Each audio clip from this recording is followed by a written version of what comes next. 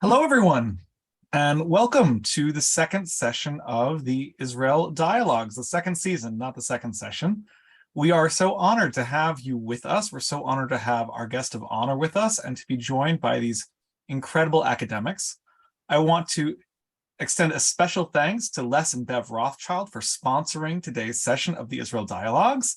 Kol hakavod. If you, any of you who are watching right now, get special meaning and enjoyment and fulfillment out of today's session, there is an opportunity for you too to sponsor the Israel Dialogues this year. And I would invite you and encourage you to reach out to me and to join me in doing so. This is such a wonderful program. It is my honor to be a part of it. I'm Rabbi Samuel Kay, the Associate Rabbi at Holy Blossom Temple, and it is my pleasure now to introduce our panelists, who are, I would imagine, actually quite familiar to you, especially since you are the ones who have been watching this particular production for the better part of a year. But for me, they are people that I am still getting to know, and I am honored to have the opportunity to learn from them in person for the very first time. Mark S. Anshon is a lawyer and former Canadian diplomat serving on several nonprofit boards. He is a past president of Holy Blossom Temple in Toronto, past president of Arts of Canada, and past chair of Artsenu. Professor David DeWitt joined York University in 1983. He is the University Professor Emeritus and Senior Scholar of International Relations and the author and editor of 11 books on international affairs and foreign policy. Ambassador John Allen was Canada's ambassador to Israel from 2006 to 2010. He's currently the president of Project Rosanna, a non-for-profit whose objective is to build bridges between Palestinians and Israelis via the health sector. Professor Howard Edelman is the retired professor emeritus of philosophy at York University. He is the founder and director of York Center for Refugee Studies and the editor of Refuge for 10 years. Dylan Hanley is currently an executive at the U15, advocating on behalf of Canada's leading research universities to the federal government. And we are especially honored to be joined today by new to this panel, Professor Jasmine Habib, who is the professor and chair of political science at the University of Waterloo.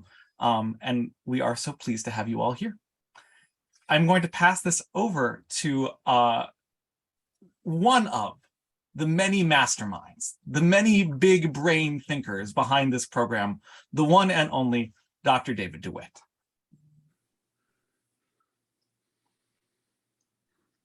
You're muted, David. I know. There we go.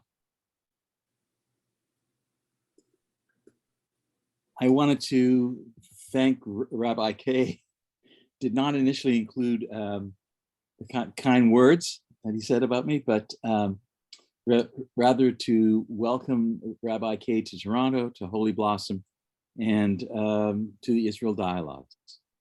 And welcome back to all those online who participated in the 2021-22 Israel Dialogues program, and greetings to all our new viewers as well. I just want to start by asking the question, why Israel Dialogues? Why did we start it? And I think the few of us who were involved really came together, not just as friends and colleagues, but because we wanted to create a forum for honest and informed discussion and debate, often about issues that were very difficult, which we did not necessarily agree, but which we were searching for better understanding. And as this expanded from our own conversation to this larger format of Israel Dialogues, it did so because we came to recognize, with the encouragement of others, that it's not just that these are difficult and interesting times, but the issues are challenging.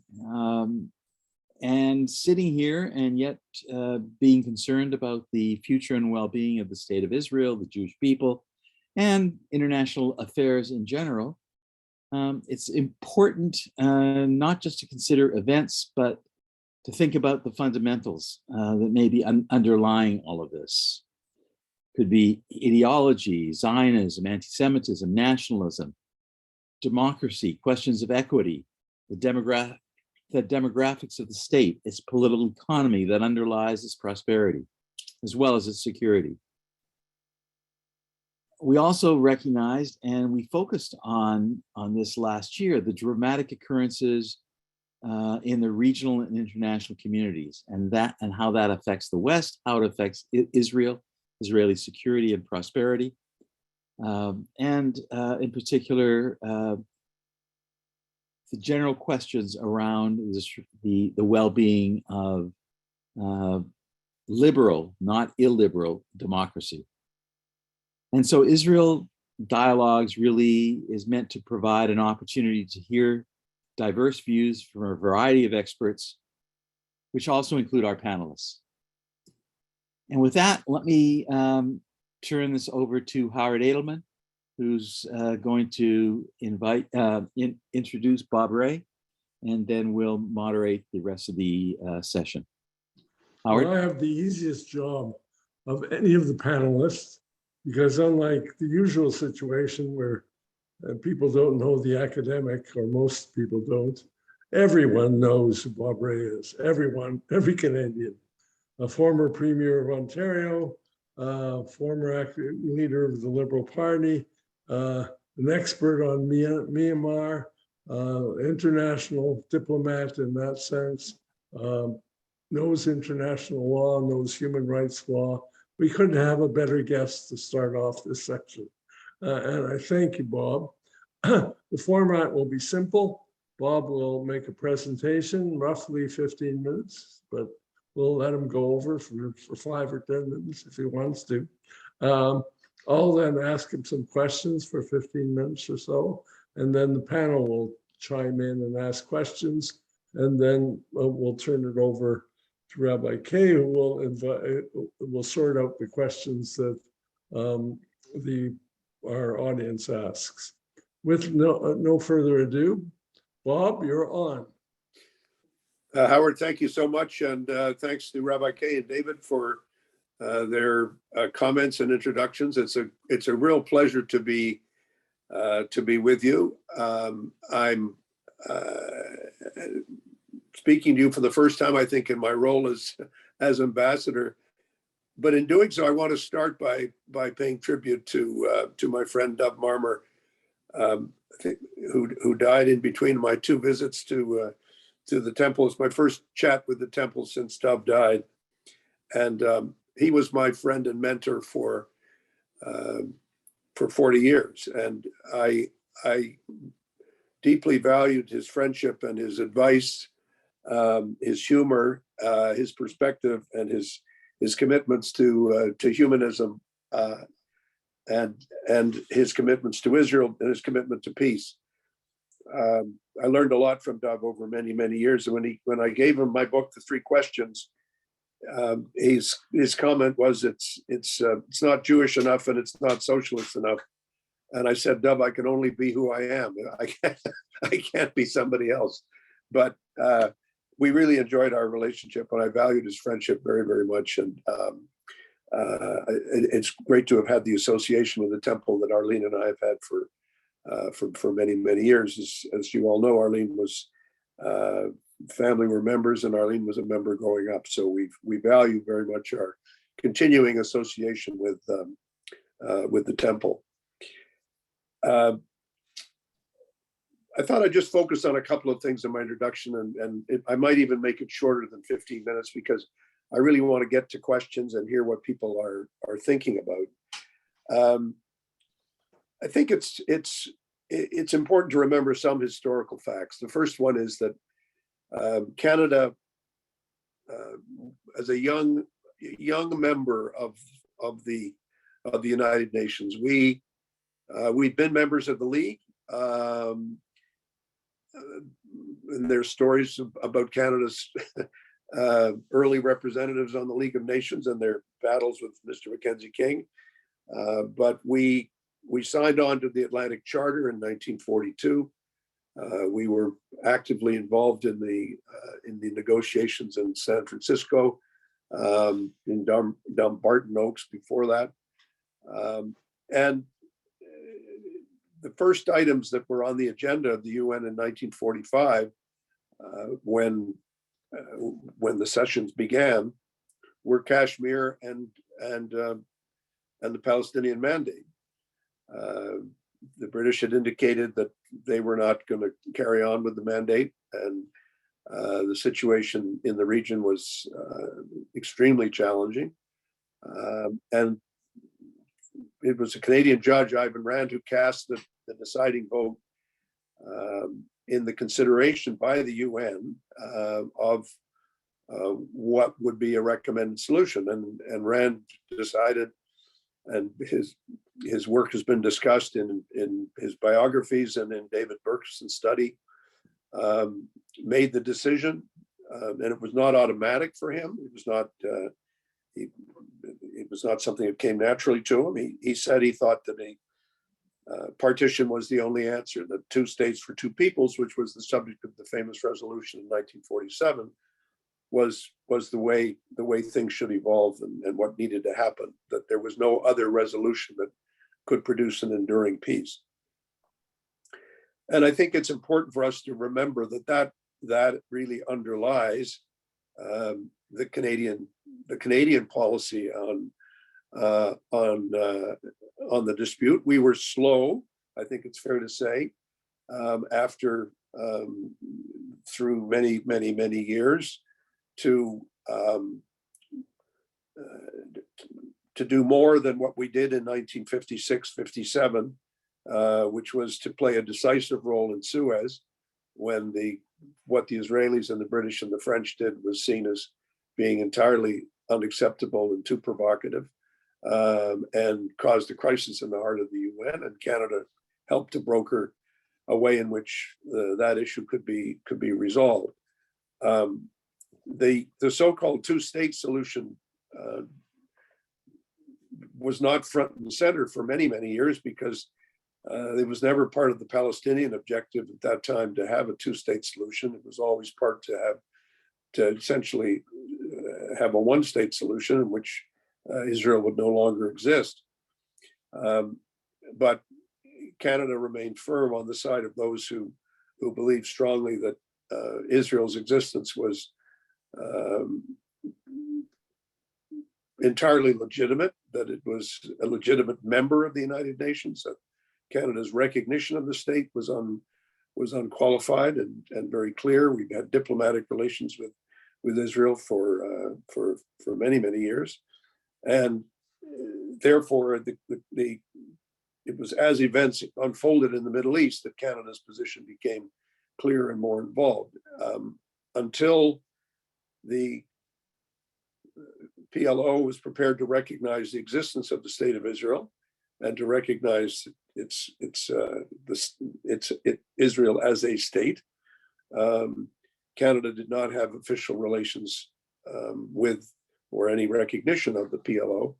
That changed as time went on. We were involved in the discussions that followed on from Oslo. We were very heavily involved as the pen holders on the refugee issue when that was live, and when there were such things as post-Oslo negotiations and discussions. And I had the pleasure of leading a delegation of Canadian business leaders in 1992-93 after Oslo, where we traveled to Israel, traveled to the West Bank, to the Palestinian Authority, and traveled to Jordan. So, and since that time, at a personal level, I've maintained my relationships with leaders of all 3 political entities, if you like, the state of Israel, the state of Jordan, and the Palestinian Authority, and have followed events very closely, and continued, obviously in my new role, continue to do so. I think the final point that I would make is that some things have changed and some things have not changed. I do believe that the Abraham Accords have contributed to a changing dynamic in the region, and to changing relationships between and among member states of the UN. At the same time, I think it's important not to suggest that the deeper shifts are easy to come. Um, Oslo suffered, I think we can see this clearly now in retrospect, from the fact that it handled some relatively easy questions early on, not easy, but questions of symbolic significance, the handshake, the recognition of the legitimacy of Israel, other steps that the PLO took, which were dramatic. But one has to say that following Oslo, there, for a whole variety of reasons, which we can all debate and argue about, it was very difficult to make a deeper change in the relationship between the Palestinian Authority and Israel, and in particular, it was not possible to reach an agreement that would lead to Palestinians having a state that would be a real state with effective sovereignty. And I think that challenge is still in front of us. For the longest time, for a whole variety of reasons, which everyone can discuss, there have not been serious negotiations. They've come, I would say, for the last 20 years, we have not had a really deep engagement that would lead to an enduring peace. And so from the Israeli perspective, it's a case of managing the relationship. From the Palestinian perspective, it's a case of continuing to live under occupation in many parts of what would be, could be, should be, in my view, the borders and boundaries of the Palestinian state.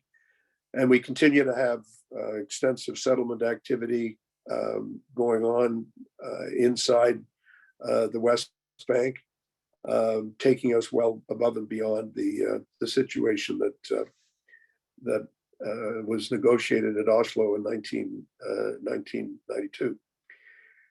So where are we right now? Well, I think we're all awaiting the results of the Israeli election. Interestingly, in the course of in September, Prime Minister Lapid came to the UN and announced that he was in favor of a two-state solution, and he was prepared to negotiate on that basis. And President Abbas indicated by way of reply that he was ready to he was also ready to negotiate. Whether that leads to anything will, of course, depend very much on the results of the election and how one goes forward. I think what I would just say is one last thing, and that is that if the negotiation of a two-state solution was easy, it would have happened by now. But I think we all recognize that the decisions that under the Oslo agreement were set off for longer term discussions. The reason that was the case was because they couldn't come close to reaching an agreement on them in Oslo. So they said, fine, well, we'll set up a process that will resolve those. And yet what that has done really has been to leave unresolved some very, very fundamental, not just legal, but fundamental political, psychological issues between the two peoples. And I think it's to leave something unsettled for that long has been very, very unhealthy for both sides. I think it's created among the Palestinians sometimes the expectation that it's easy to find a solution. All Israel has to do is X, Y, and Z, and that will solve the problem.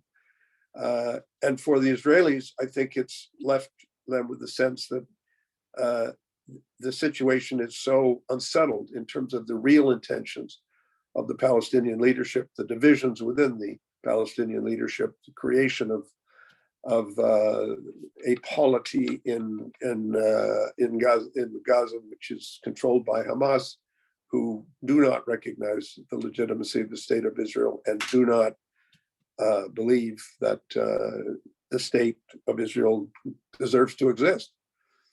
And until all these issues are resolved in some very fundamental way, it's going to be very difficult to see how an enduring relationship between equals is going to happen. Having said that, Canada, we soldier on. We continue to support UNRWA, the refugees issue, which I'm happy to talk about. We continue to believe that the ongoing settlement activity is deeply unhelpful to the possibility of a lasting resolution of the conflict. We continue to believe that extremism and the perpetuation of extremist ideologies is having profoundly negative impacts. And we try to be as constructive as we can in our relationships with Ramallah and with Jordan and with all the countries in the region. But I think I'll leave the details of Canada's positions to some questions. We spend quite a lot of time in New York, still talking very, very, in a very animated way about this issue. And I think everyone should know that it's an issue that our foreign minister, our prime minister are deeply involved in thinking about and understanding and trying to be constructive in their discussions and how we go forward. And I have to say as well that it's always a risk to think that the situation can just be managed and that's the best we can do, because the implication of that is that Palestine will never be truly sovereign, that the Palestinian people will never have a homeland as the Jewish people do, and that this is somehow a satisfactory situation. And I don't believe that it is. I don't think it's sustainable over a long period of time. I don't believe it's sustainable at all. So I think it's something we have to continue to work on.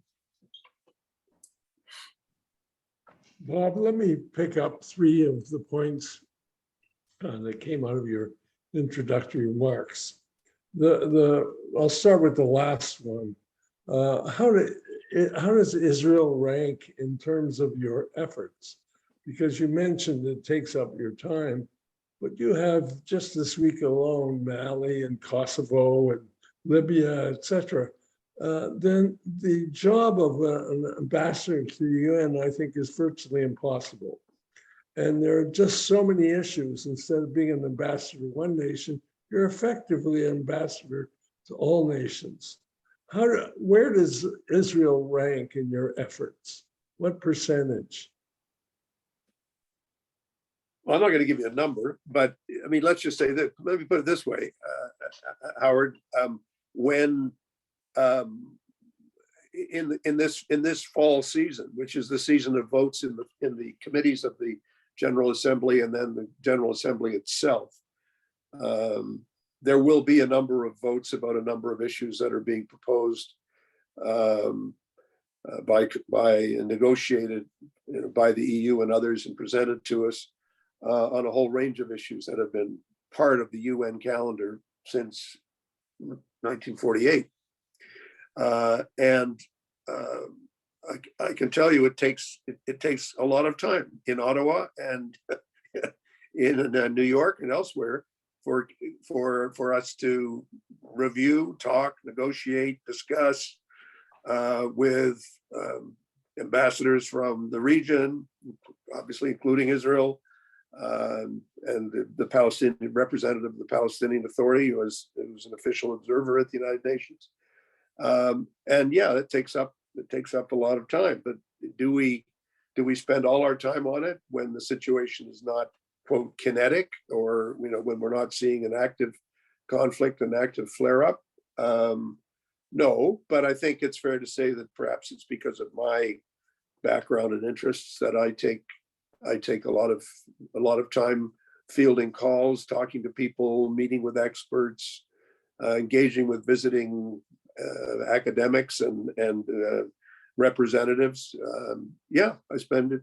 It's an underlying constant issue that is on our desks all the time. You never say, "Oh, this is resolved," but that's not as important, because you never know how it's going to flare up, and you never know how what impact it's going to have. And so I resist the think the tendency sometimes of some governments to be a little bit formulaic in their assessment of what is their position. This is our position, and da da da da da.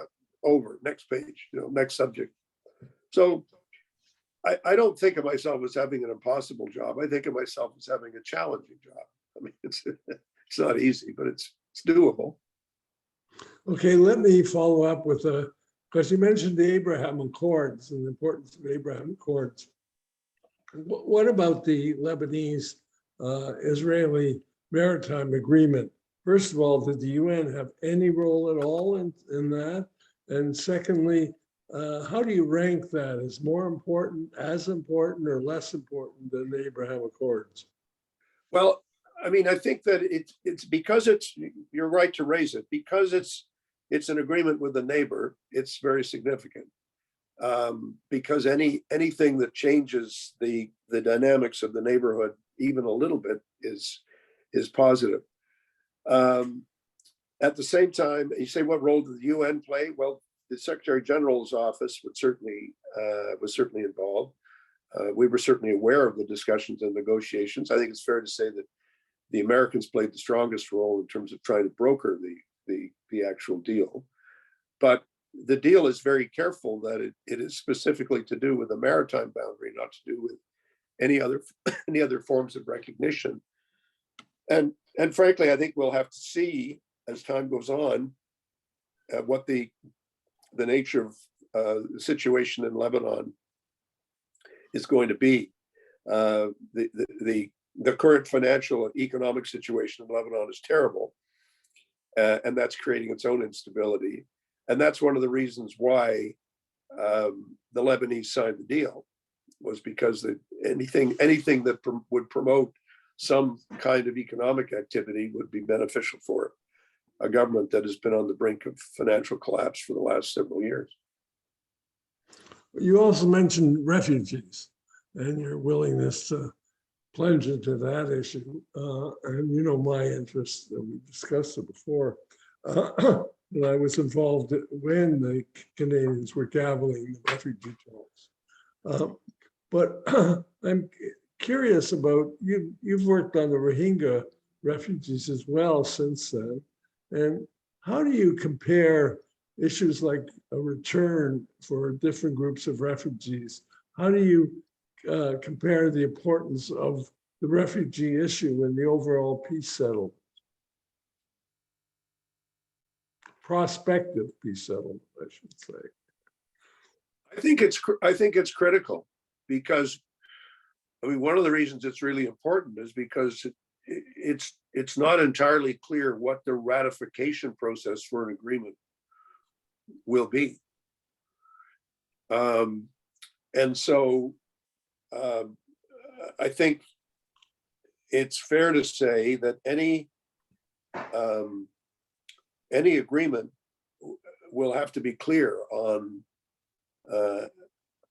refugee rights and on the issue of what does the right of return mean, return to where and in what circumstances.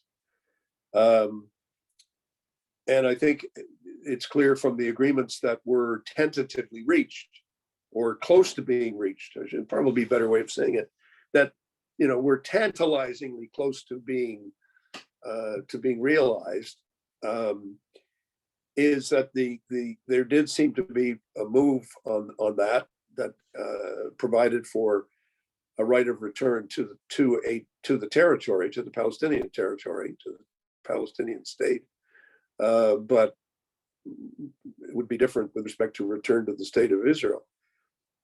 Let me tell you a story. When I've met with many occasions, I've met with President Abbas, and I once asked him, I said, did you ever go back to where you were from? Did you go back to your family home? Have you ever seen it? He said, I did ask to see it. I did ask when there was one negotiation underway. I said, I like to see where my family came from. And they were north of the Sea of Galilee. And he said, I got out of the helicopter, I looked around and I got right back in the helicopter. So what was there was not where I left. It bore no resemblance to where I was, which is, I mean, one has to recognize just from the simple point of view of construction and of buildings and of things that have happened since 1948. And one has to recognize that life has changed rather dramatically and substantially. So it is, I think, important for everybody to reflect on the meaning of that, and that the exercise of the right of return and the circumstances under which it would be exercised is something that still has to be negotiated and discussed. But I think it's also key to understand that it's one of those things in which, for symbolic reasons at the current time, or not just symbolic, but I mean just for ideological reasons, the Palestinians are not prepared to say, we've given that up. That's no longer on the table. It's very much on the table. And I think it's a mistake to think that you're going to have a comprehensive agreement unless it touches on that question of the camps, of the return of the refugees. Okay, now for a tough question for you. Before you were appointed as ambassador, there were two very important resolutions that were passed. One was whether Canada could become a member of the Security Council, and Canada was defeated in that. Norway got 130 votes. You got Iceland getting 124, and then Canada got 108, not enough to get on. That's one vote. The other vote was about the what's called the orphan vote for Canada. When Canada voted totally out of line with its pattern of voting, it brought the wrath of some of the Canadian establishment, Jewish establishment institutions down on the Canadian government. When Canada voted that Jerusalem was a Palestinian territory occupied by Israel. No, we didn't. First of all, what? You're correcting me on that? I think you're misreading the resolution. We voted a resolution on Palestinian, the right of Palestine to self-determination. That was the vote on which there was a switch made. Although these are votes that have been in play for a long period of time. Right. And in some years under certain governments, they voted one way, and under other governments voted another way. Some votes were, yes, no, or abstain. And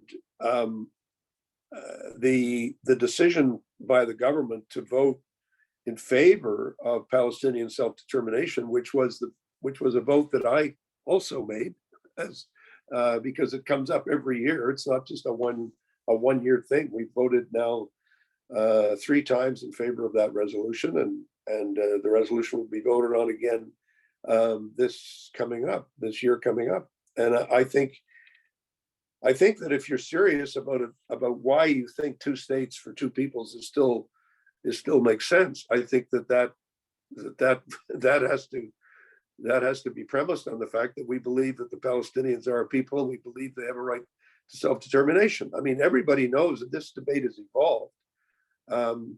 The issue between the Israel and the broader Arab community was what dominated the debate in the UN and in the world in the Middle East between 1948 and beyond 1967 to 1992. I don't have to give you the lecture, but the Jordan essentially was the country of the West Bank for that 20-year period, and Egypt was the country of the Gaza Strip. So there was no Palestinian political formation for the first 20 years of that discussion, and then Israel became the occupying power in the West Bank and in Gaza. And I think it's when everyone's familiar with Golda Meir's famous comment when she said, "Who are the Palestinians? Who are they?" Well, I think we know that the Palestinians are a real people. It's not some fake entity. It's a group with a political identity, and it's a group with which we must now negotiate. And I think there's always been a bit of an illusion to think, well, we can negotiate some other way with other people. We can negotiate with Jordan. And I think that the reality is that you have to negotiate with the Palestinians. And I think that's accepted now by everyone, including Israel. I don't think that Israel would say for a moment, we don't have to negotiate with the Palestinians. Let me push you a bit, because the first one on getting on the Security Council, my sense is that was a second blow to Canada not succeeding. And it arose because of Canada's pattern of voting for Israel, usually if you do comparative to other countries. We're a strong supporter of Israel. And that affected our ability to get on a Security Council. So the question is, you've got the job, and one of your jobs is to give Canada the best light. How does that affect your voting and your policies and getting, with the desire, understandable, of Canada to get on the Security Council? Well, for a few things. First of all, there are 193 countries at the UN, and there are 15 seats on the Security Council, of which only 10 are available for election. And you get elected from a constituency, and our constituency is Western Europe and others. It's known in the business as WEOG. And so in that configuration, we are others. We're not Western Europe. And the Europeans, because of their political coherence and cohesion, tend to vote for Europeans. And that's a sort of a growing reality that we've had to contend with. The second reality is that there's a long lineup as to when it's your turn to apply or to go on the roster for an election. And we lost the vote under Mr. Harper in 2010. And normally we would go for a seat every 10 or 12 years or so. That was the normal pattern before. And Mr. Trudeau decided to go for a vote quickly in the 5th year. In doing so, we were coming up against two countries, Norway and Ireland, not Iceland. Oh yeah, Ireland, sorry, my mistake. Ireland. And they both countries that have a strong reputation in the UN, strong international connections. And as others who are familiar with the process will know, there's a process by which countries say, look, I'll vote for you in 2018, you vote for me in 2022. They do what's called swapping votes. By the time we had declared for the vote, many countries said, we'd like to support you. We can't because we've swapped. We've already committed. We've already given our vote away, so we can't. So we need to understand it's a mistake. I think it's an exaggeration, frankly, to think that the single issue of the Middle East or of Israel is the one reason why Canada lost. I don't believe that's true. And I've actually talked about this issue with a number of people. And I don't believe that it's the one decisive reason. And I think it's important to say that. Is it a factor? Was it a factor? I have no idea. I think it's fair to say that both Ireland and Norway had slightly different positions than Canada, although on the realities of the situation, do you support a two-state solution? Do you believe that there should be negotiations between Israelis and Palestinians? No difference of opinion, none whatsoever. So I think we don't come up for a vote every year. We're not going to run every year. We're not able to vote able to really have an open situation for a seat until 2030 something. And so I think we need to, if the government decides to go for a seat, it's a decision that will have to be made well in advance of that election, well in advance of any deals or arrangements or swapping or anything else being done. But to get to the nub of your question is, do we shift our position because we're worried about a vote in 2038 or 2040 or 2042? The answer is no, not at all. I mean, no, not on that issue any more than on any other issue. There are a number of stances that Canada takes at the UN. For example, our broad issues on human rights, our support broadly for democracy, our tendency to say we're going to call out countries, we're going to name countries that we think are the most egregious breakers of human rights. That probably has singles us out as much as anything.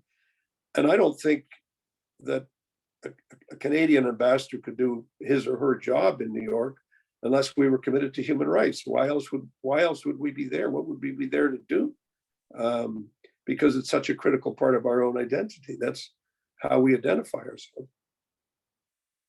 Okay, I now want to turn it over to my colleagues, and I'm sure one of them will pick up the question of human rights and the difference between the High Commissioner of Human Rights and the UN Council of Human Rights. Turn it back to David to moderate, who asks questions first. Hey, we're going to go with Dylan and then Mark.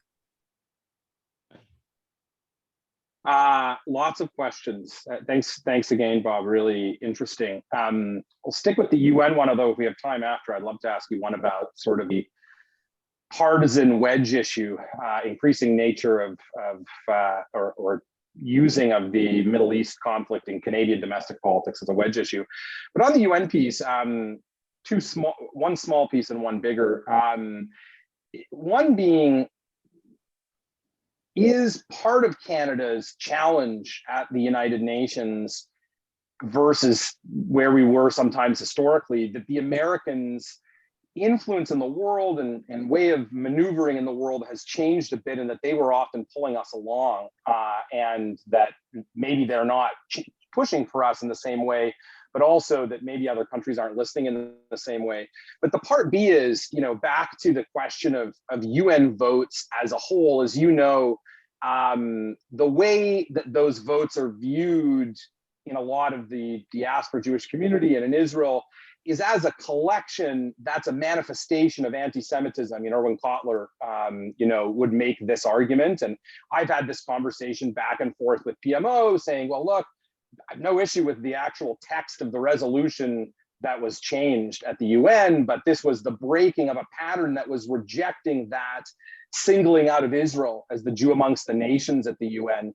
So not to litigate whether that resolution alone, the change of it signifies something bigger, just maybe some commentary on the way Israel's treated at the UN and whether Israel and the diaspora community have this right or not.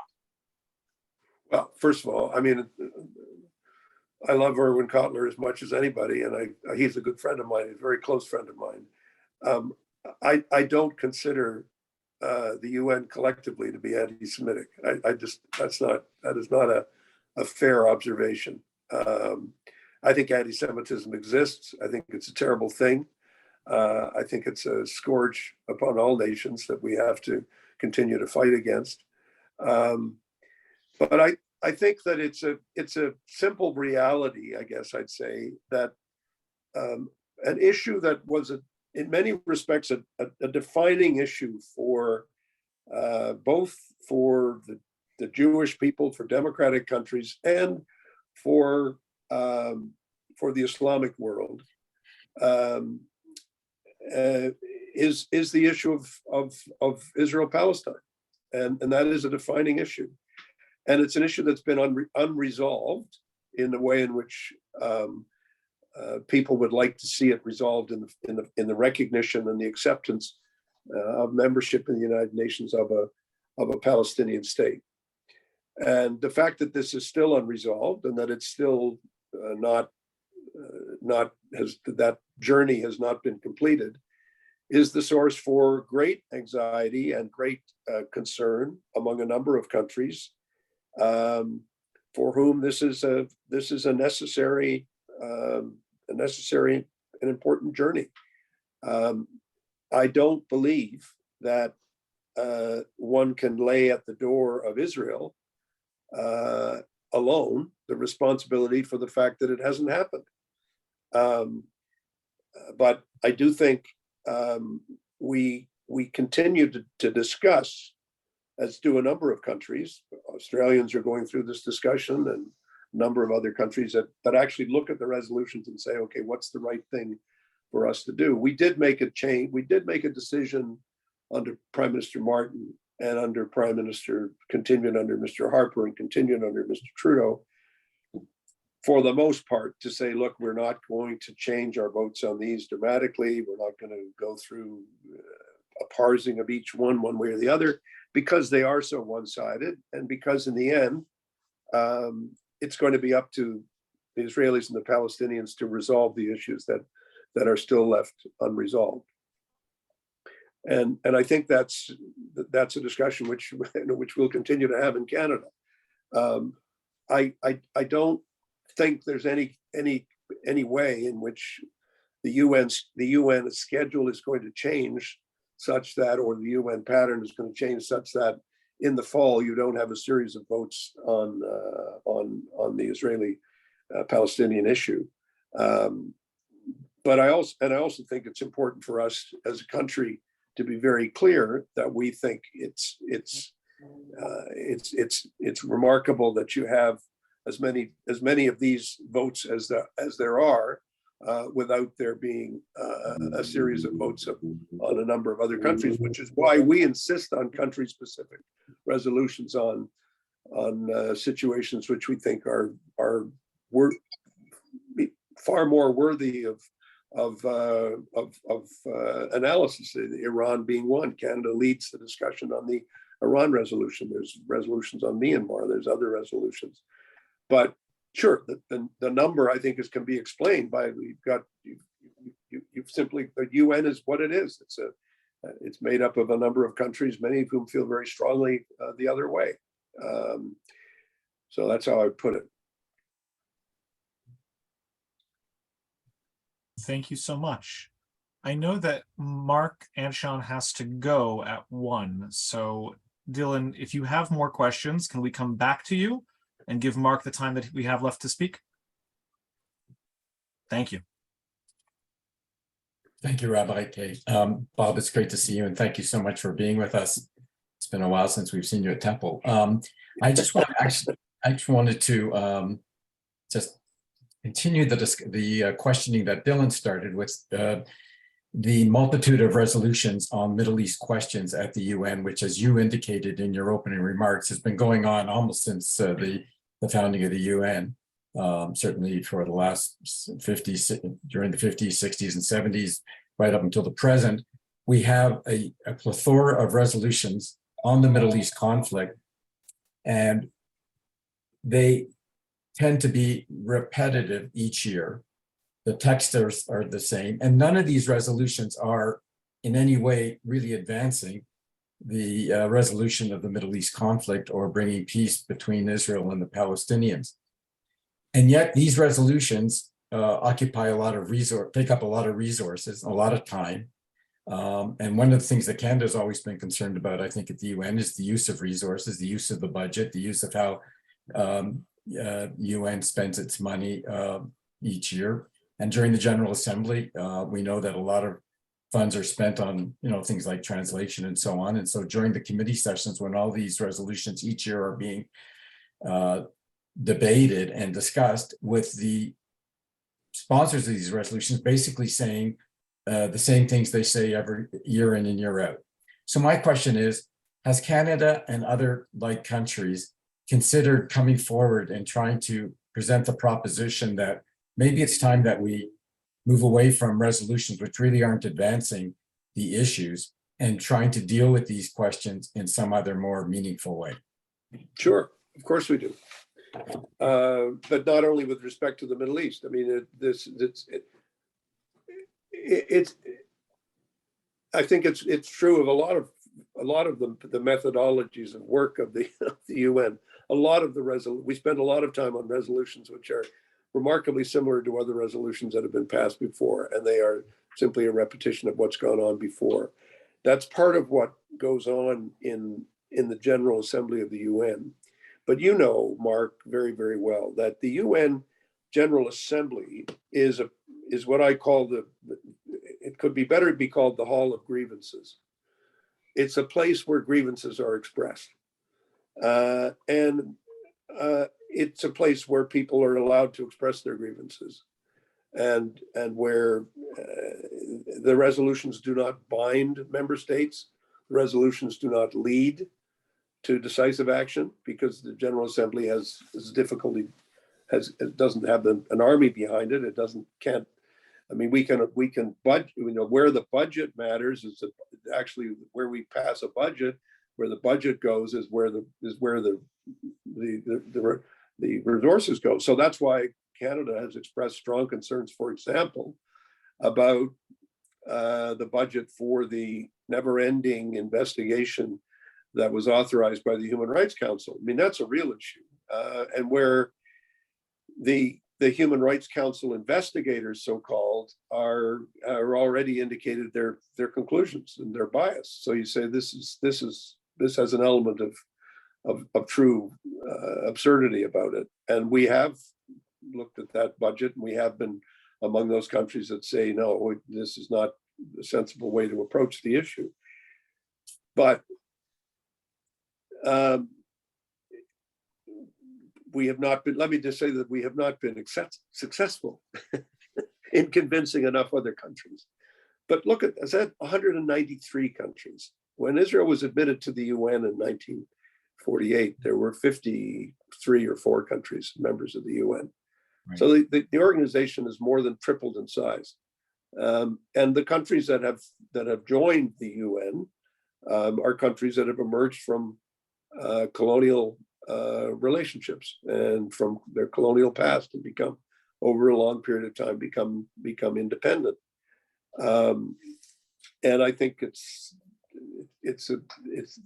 those countries attach importance to being able to come to the United Nations as a place where they have a right to express themselves equally to Canada and the 5 permanent members of the UN, none of whom have a veto in the General Assembly. It's their place, and so we have managed to reduce the number of resolutions. We have had a process where we said, you know, does it have to be 22? Can we get it down to a smaller number? And there's been some negotiation, some success in doing that. But I think there's a tendency, if I may say so, to somewhat exaggerate the nature of the issue. Yeah, there are lots of resolutions. We pass hundreds of resolutions every year. And somebody said to me, all your resolutions are about Israel. And I just said, well, actually, no, it's not true.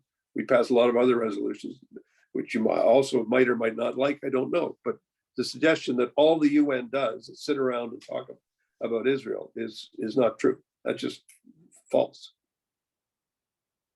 Thank you. And I obviously wasn't suggesting that that's what the UN does. No, I wasn't suggesting that you were, but I think that it's important within, because Dylan referred to the way in which the Israel-Palestine dispute has become, if you like, weaponized in the politics of not only Canada, but also every country in Western Europe and the United States. And so we do have to sort of deal with the extent to which there's true misunderstandings and exaggerations about what is actually going on.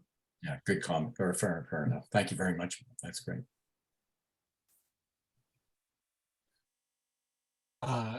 Professor Habib, you are next on my screen.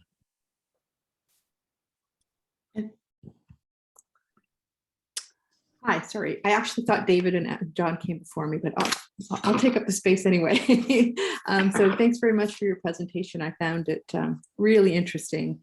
So I've been teaching on Israel-Palestine for almost 20 years, and things have definitely shifted in the classroom, obviously. You probably are well aware of what is happening in some of our classrooms on this.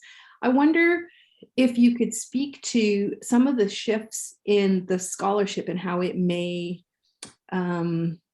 also be affecting what is happening at the UN. So let me sort of back up and then move forward. So a number of times you discussed, and I know that these are controversial statements around the self-determination of Palestinians. Those votes have become controversial votes in Canada, certainly. The discussions in the classrooms have shifted away from the language of self-determination and two states, two nations, to discussions around settler colonialism. And this has caused enormous controversy, both, again, within the classrooms and of course outside of it. Now that we have the Truth and Reconciliation Commissions and the shifts in universities, the discussion around settler colonialism has kind of come home, if you will.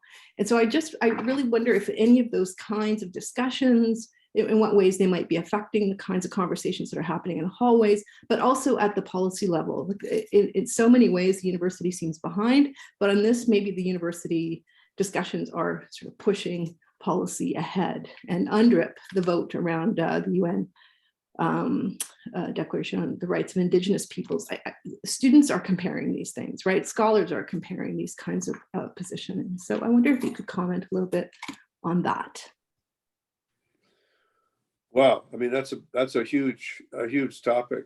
I don't believe that the discussion around the debate around colonialism and settler colonialism, I don't think that's a new debate in the UN. And to be very blunt about it, I think the narrative from the Palestinian perspective has been, and from the Arab perspective, and from the broader perspective in the developing countries, the anti-colonial perspective,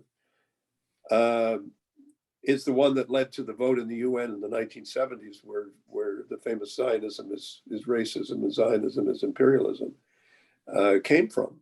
And that was the thrust of Arafat's first speech at the United Nations, which he made in 1973 or 4. And actually, ironically, or not ironically, but factually, my father was Canada's ambassador to the UN at that time. So I don't think it's a new argument. I think it's actually a very long-standing argument. I think it may be more that because of other things happening in political debates in North America and in Europe and elsewhere, that it's sort of been, in a sense, it's come back with much greater. It's come back and is to be in the center of the discussion. And when I was discussing this issue with some students at Oxford about 4 or 5 years ago, I was struck by exactly what you've described, and that is by how the notion of two states was just being completely dismissed, saying, well, no, that's not good enough. But that really takes us back to the rejectionism of 1947, where the Arab state says, well, no, partition's never going to work for us. Forget it. We don't want it. And I do think that there's a need to come to grips with the fact that Israel is a real place. And it's not going to be obliterated. It is, and the presence of Jews in the Middle East is not new. And the idea that it is somehow illegitimate for the Jewish people to aspire to nationhood is in itself, I believe, racist and wrong, because it denies the historical situation and the historical position of the Jewish people in the Middle East, any more than to say that Christians have no right to be in the Middle East and that other religions have no right to be in the Middle East is not true. But it is nevertheless true that Jews in every Arab country, as well as many Christians in many Arab countries, and representatives of other ethnic groups who lived in Alexandria and Tunis and major cities on the Mediterranean for hundreds and hundreds and hundreds of years, they said, well, you're not legitimate. You've got to go. You've all got to leave. Everybody has to go. And I think that kind of thinking is just wrong. And we have to resist it. And I think we have to be very clear about why it's not that the Palestinians don't have a right to a state. In my view, they do have a right to a state, and they do have a right to self-determination. But it's that the notion that means that Israel has no right to be a state whatsoever. And I think that kind of argument has, yeah, I mean, if you can call it, is it scholarship? I'm not sure I would use that word, but I mean, it is, I suppose, an intellectual argument that one can make, but only if you believe that only certain people have a right to live in a certain area or region of the world. In terms of the UNDRIP issue, I mean, I've been very actively involved in that, not only the issue of UNDRIP, but also the issue of Indigenous representation at the UN. And I think it's interesting that those same countries that are often the most vociferously anti-Israel, frankly, are also very vociferously anti-Indigenous rights, because they believe that a nation state is fundamentally made up of one ethnic group and one religion and has status and authority to be there. And there's no particular or unique rights that apply to Indigenous people or to other people or other tribes or other nationalities within their country. And I've always found that quite interesting that they would take that view, but I now understand better where it's all coming from and how it all comes together. I think the issue does not lend itself to bumper stickers. I don't think it lends itself to facile kinds of equations of one thing with another thing.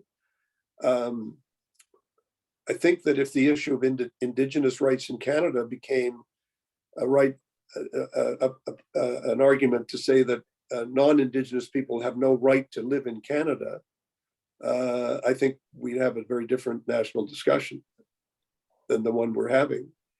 Because the one we're having is, I think, based on the premise that we're all here to stay. And the question is, how do we live together? And how do we share effectively together the land that we're in and that we're on? I don't think it's a discussion about saying that non-Indigenous life in the Americas should be ended and people should leave. I don't think that's a practical or tenable. I mean, I suppose according to some philosophical view, it might have some kind of a grounds for making that argument, but I don't think it's tenable.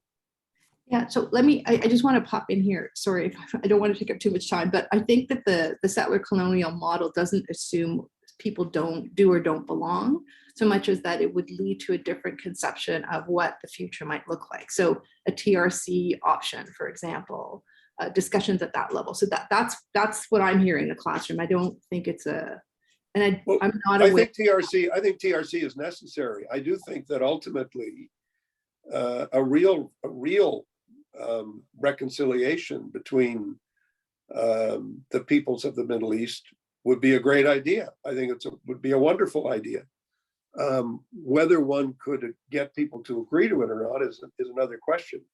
But I think truth and reconciliation discussions are an essential part of people understanding how they're going to live together in deeper understanding. We're not going to get to a better place in the Middle East until much of that happens. But I don't think it's going to be easy to get countries to agree about how that should happen or how peoples could agree to that, how that can happen.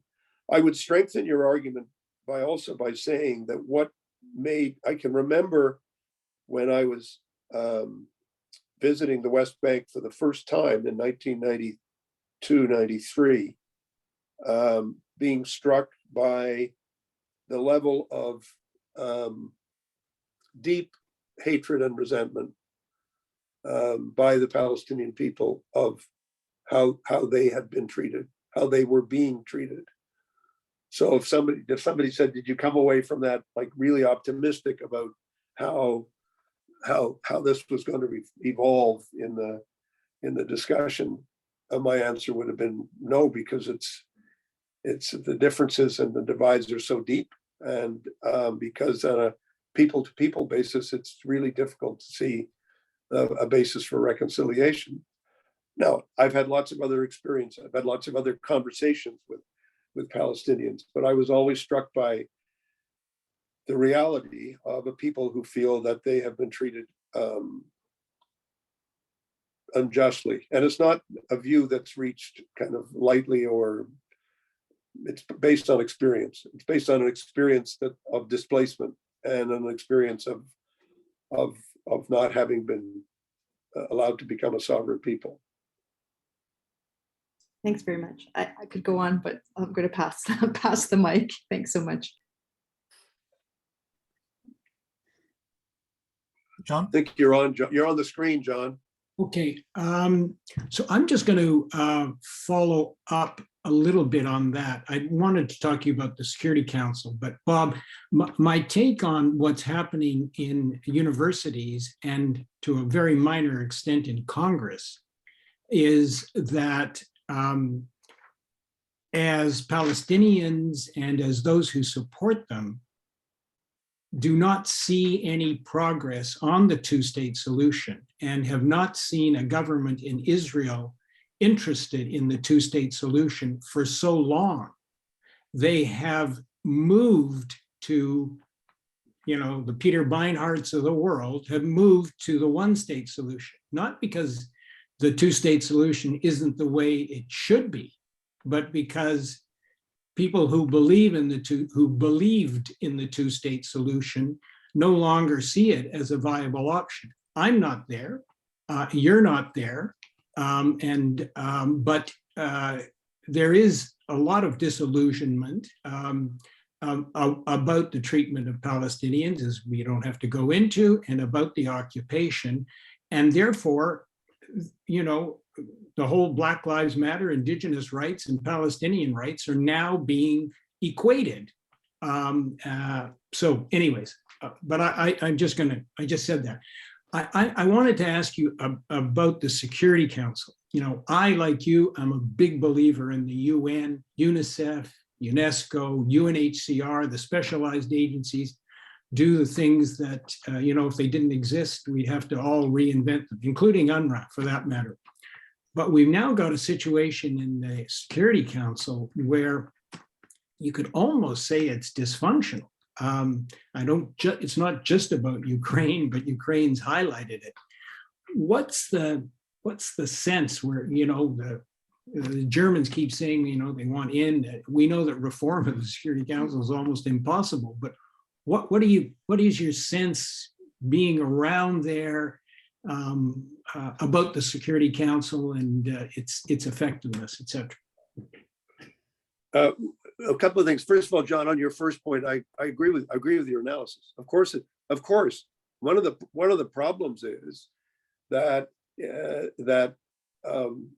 and I think it's what led to John Kerry's famous speech that he gave on his way out of the State Department, which caused great furor in many parts of the Jewish community in Canada and the US. But I personally thought he's not wrong. I mean, many people would say it. Look, we can't find our way to a serious discussion about two states, of course, other discussions will take over, for the simple reason that the status quo is, at least in part, an occupation.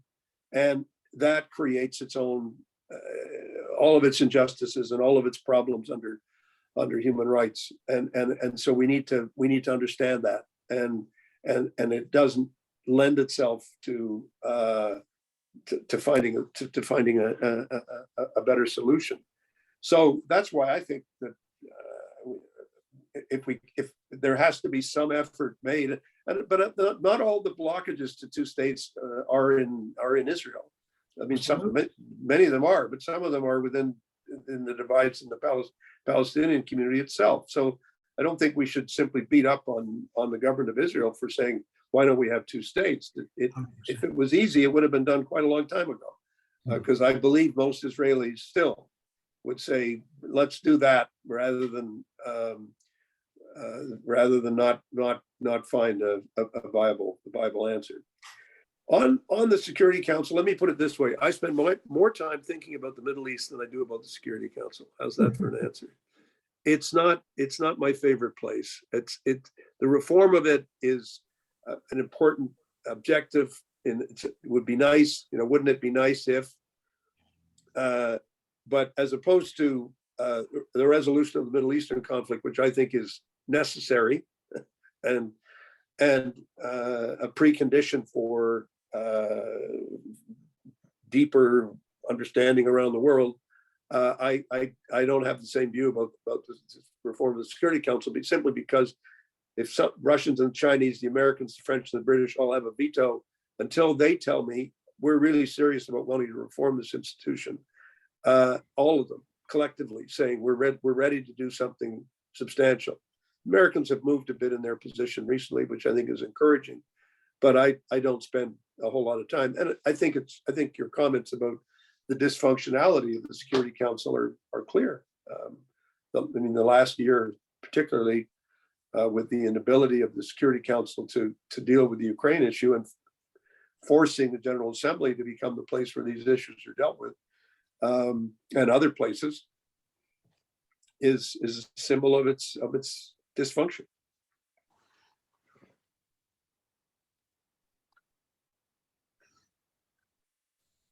Anybody else? David's, I think, next. David has kindly ceded his space for a few audience questions, if I'm understanding him correctly. Give me a thumbs up, David. Thumbs up. So just one question from the community, and then I'll pass it back to David to really have the last word, since the amount of time that we have left is limited. You asked so many wonderful questions, everyone who has sent in reflections and thoughts. This one is particularly appropriate to ask an ambassador to the United Nations. So why are the rules for classifying and supporting refugees different for Palestinians from all other refugee groups? There are separate UN agencies, as well as inclusion of succeeding generations in granting refugee status and rights to Palestinians. Can you delve into that a little bit from your perspective as an ambassador? Well, the first one's easy. UNRWA was created before the UNHCR was created, and it continued in its existence. And it's, I think, a reflection of the fact that it was a product of a conflict that produced an extraordinary number of refugees very quickly. The second one, the statement that's often repeated, that UNRWA that Palestinian refugees have a different status than any other refugees in the world, is simply not true. It isn't the case that somehow this is some special deal that Palestinians have that no other people have. I mean, the reality is that if you're living in camps for long, the average length of stay for refugees around the world now is well over 20 years. There are many disputes that have led to the creation of refugee communities, refugee camps, people who are designated as refugees that have been there for decades, but none longer than the Palestinians. I think the frustration in the community in the Jewish community that I hear is, well, why don't the Arabs take them? And the answer is the same as, why don't the Bangladeshis take the Rohingya? The same answer. And it's because, well, technically, and not technically, but because they're refugees and their situation needs to be resolved in some way. Now, a lot of Palestinians have made their way into other parts of the world. A lot of people have come to the United States, have come to Canada, have come to other places. Many have gone to many different countries in the Middle East. And we know that there are many millions of Palestinians who are living in Jordan and living outside the refugee camp and refugee structures. But to me, I think we have to turn the argument a little bit backwards and say everyone needs to come to grips with the fact that people were displaced in 1948, and there can be a long debate about how did it, when did it happen, how exactly. What historians are, going over the records and trying to determine it, but you can't get around the fact that they were displaced. And normally, when refugees are displaced in the middle of a violent conflict, they have a claim on their situation being resolved in some way that they meets the test of fairness and of justice. And that's not going to go away as much as we might say, well, it should just disappear. You say, well, no, actually, it's not quite that easy. Which is why I think I answered the question that Howard raised about, what extent is the refugee issue key for the future? And I don't think it's the key, but I think it's certainly part of an ongoing resolution of the issue. Thank you, Ambassador. I'm going to pass it to David.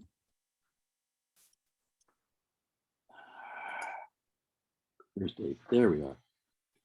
Thank you. We still have a few minutes. Dylan had a question that may well have been a follow-up, but I'd like to defer to him. And then if there's time, I'll ask mine. I'm happy to defer to you or to another question from the audience. There are 11. Unless you want that question asked, I'm happy to ask it, Matt. Go ahead. All right. Listen, I mean, not just in your current role, Ambassador, but in your previous role as leader of the Liberal Party, we, talking about this political wedge issue, we had a number of years in Canada of Stephen Harper's government strongly supporting Israel. We've now had almost 8 years of a Liberal government that's still very supportive of Israel compared to other peer countries, but with different rhetoric. And I'll say that, one of my volunteer side gigs, I'm an advocate for Israel within the Liberal Party. And I'm increasingly worried about it being used as a contrast issue by the Conservative Party, and that down the road for supporters of Israel, this may lead to the Liberal Party eventually giving up its traditional position in support of Israel and possibly, taking different positions. Do you think the toothpaste can be put back into the tube on this? And do you have any ideas of how to do it? I think you're allowing your life to be defined by Stephen Harper. I think that's a big mistake. I don't recommend that to anybody on this. But seriously, I don't want to get into the middle of partisan ship because I'm really not allowed to. But Stephen Harper once described me as being anti-Semitic because he said that all these liberals and all these people they're anti-Semites, and I said he described Erwin Kottler as anti-Semitic. So we need to understand how this debate gets weaponized. The notion that if you believe in a two-state solution and you believe that a two-state solution is incompatible with unlimited settlement in the West Bank, it's incompatible with the statements that are made that the whole traditional area of Israel belongs to, should always remain under the jurisdiction of an Israeli state, or that you have to be basically a follower of Likud in order to be a good person. That's not a tenable definition of Canadian foreign policy or of a policy that will be adopted by Canadians. And if our view has no room for movement, discussion, recognition that other people have rights and that other groups have rights and that other nations exist. We have to get serious here. I mean, and understand that this is not where a government would end up being. And to be honest, the web page of the Department of Foreign Affairs, of GAC, Global Affairs Canada, whatever name it had, has hardly changed since 1967 in terms of the position of the government of Canada, along with a number of other countries.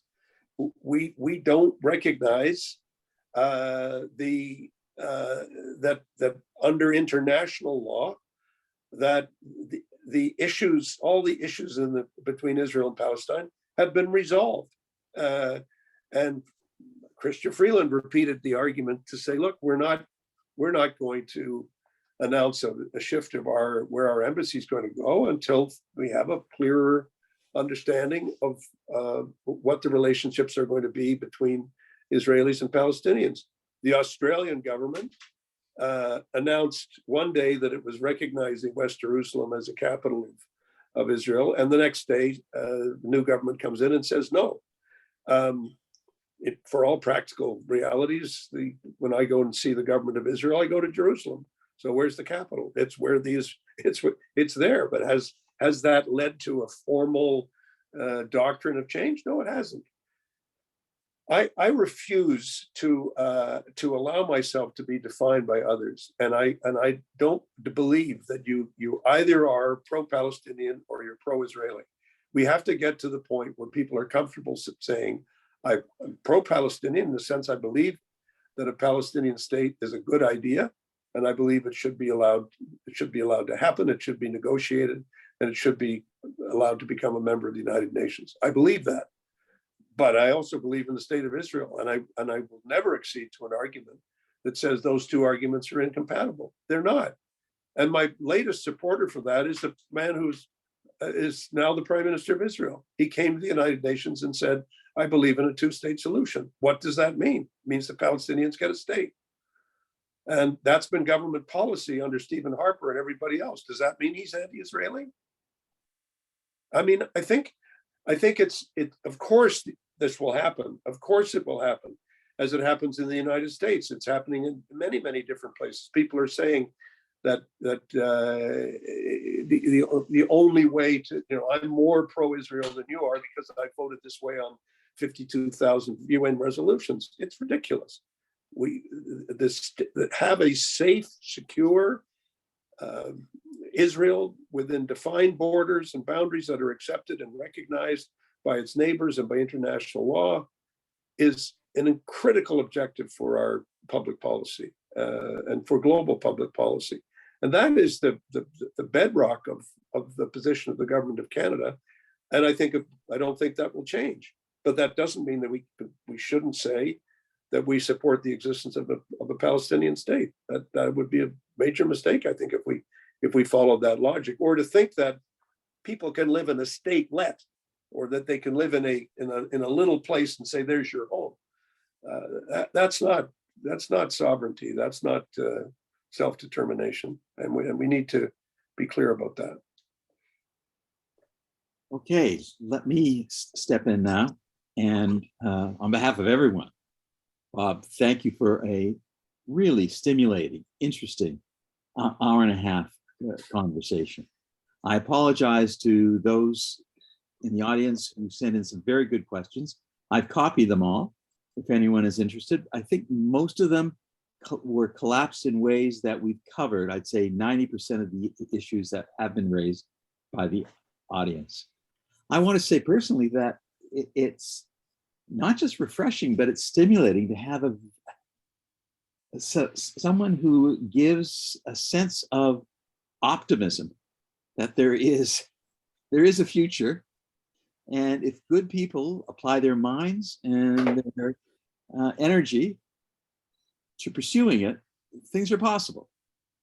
I expect that many who have been online right now are still puzzled, and I would have, if we'd had more time, I would have asked a question about trying to get you to unpack the politics around the UN Commission on Human Rights? How does the Canadian office deal with such a politicized human rights body within the UN? At the same time, we've had these reports from Human Rights Watch, from Amnesty International, from others that have been very harsh on Israel human rights within the Green Line and in terms of settlements.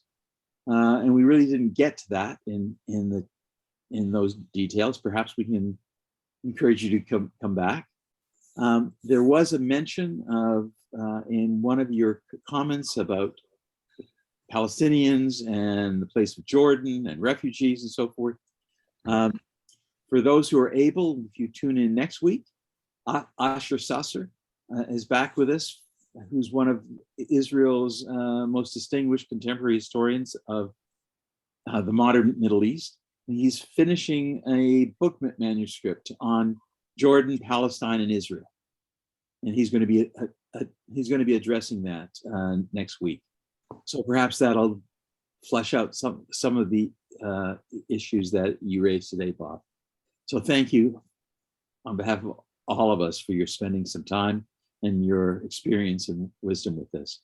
I'm going to turn this back now to Rabbi Kay. I know Rabbi Yael Splansky was hoping to join us, but I think she got sidelined with another meeting. So Sam, back to you. Thank you very much, David. Yes, so Rabbi Splansky was here with us for the first hour of the conversation and has asked me to share the following words. So first, I wish to thank Ambassador Ray for remembering Rabbi Marmer of blessed memory. Rabbi Marmer was so very fond of you. He was a great Zionist who relished the complexities of life in Israel, and now he is laid to rest in the hills of Jerusalem. Thank you, Bob, for dedicating your insights today to Rabbi Marmer's memory. We miss you here at Holy Blossom, and we are proud that you are Canada's ambassador to the United Nations. I hope you and Arlene can hear us cheering you on in New York. You are the right person in the right place at the right time, able to do the right thing. May God continue to bless your mission. Ahavat Yisrael, love of Israel, is one of the 6 pillars of Holy Blossom Temple's identity. And thanks to the extraordinary leadership of these Israel dialogues, we are able to study and celebrate the complexities of our love of Israel, the people of Israel, the land of Israel, and the state of Israel. Israel's 75th birthday will be celebrated this spring, and one way to celebrate in Israel with UJA's mission trip. I hope that you will join me on this extraordinary trip with multiple tracks. There's a first-timers track, but also many thematic tracks for those who want to go to Israel regularly. Do learn more, as an information session will be held online this coming Tuesday evening. There are details on our website. And additionally, Rabbi Daniel Hartman will be addressing the Toronto community on November 21st at 7 p.m. here at Holy Blossom Temple. He is a masterful teacher who will be exploring how Israel diaspora relationships, responsibilities, and roles are changing. The emblem of the United Nations is celebrated in a stained glass window here at Holy Blossom in our sanctuary. I don't know any other house of God which honors the UN in such a way, she adds. May it live up to its potential and to our original hope for its capacity to bring peace to every corner of the earth. God bless you. And I just only want to add to Rabbi's brilliant statement that we hope that we will see all of you who have joined us again this week, next week. You can find our lineup on the website. I'm going to share it on the screen right now so that everyone can see what's happening and when in the next few days. You're welcome to take a screenshot. You're welcome to check the website and continue to see what we have going on here. I especially want to thank Ambassador Ray. Thank you so much, sir, for your time. And a special thank you to our panelists who asked such deep and insightful questions and are truly our teachers in this situation. And finally, a thanks to Les and Bev Rothschild for sponsoring today's session of the Israel Dialogues. And once again, a gentle reminder that if this was meaningful to you and powerful to you, you too can be a sponsor for this program. All you have to do is get in touch with me. David, would you like the last of the last words? I think we've held everyone on screen long enough, but I will conclude with again thanking Bob, and quite sincerely, to have someone with your experience and insight give us a sense of not only the complexity of the situation, but a sense that there there is a future and hopefully a better one. And that Oh, we- let me close by quoting Leonard Cohen. You know, A there rabbi. are no perfect offerings. There's a crack in everything, and that's where the light gets in. And my job is to keep looking for the light. That's how I see it. Terrific. Thank you so much. What would we do without the Montrealer rabbi? Exactly. Um, Exactly. Thank you much. Thank you so much, everyone. And we will see you next week. Thanks so much. Thank you.